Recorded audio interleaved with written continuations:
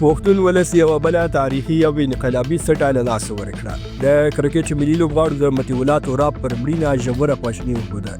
پوره جزئیات په همدې ویډیو کې وګورئ او انعکاس میډیا چینل سبسکرایب کړئ.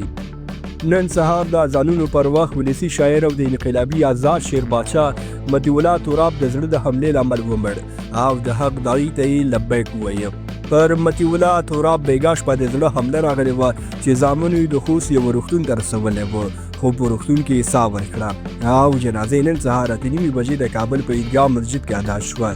د مطیع تراب جنازه اوس مهال ننګرهار ته په لاره ده او د هغه د وصیت سره سم په نوموړې په خوږیاڼو ولسوالۍ کې په کوز بهار قریه کې په خپلې پلارنۍ هدیره کې خاورو ته وسپارل شي.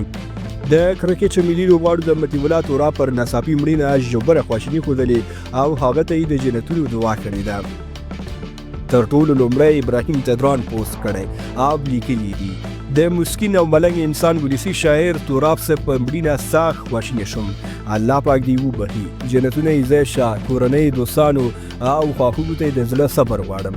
محمد نبي لیکلي: د قدرمن ولسي شاعر مطیع تراب د ناڅاپي مړینې خبر سخت ودردولم.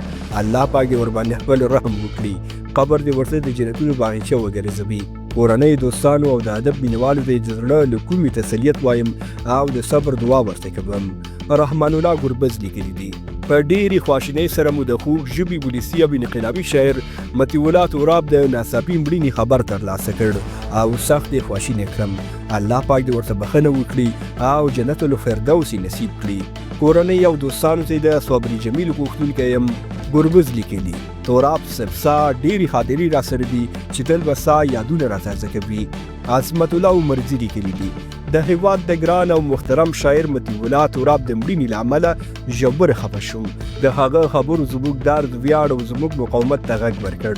هغه نه یوازې یو شاعر و بلکې حقیقت ویونکی و چې شعرونه یې د میلیونونو خلکو په زړونو کې غږېدل. خوږو ملګرو، تاسې د مرحوم مطیع تراب جنازه کې ګډون کوئ که نه، کمنټ کې ولیکئ. زموږ ویډیو شیر او چینل سبسکرایب کړئ. تر بیا ښې چارې لویه شه.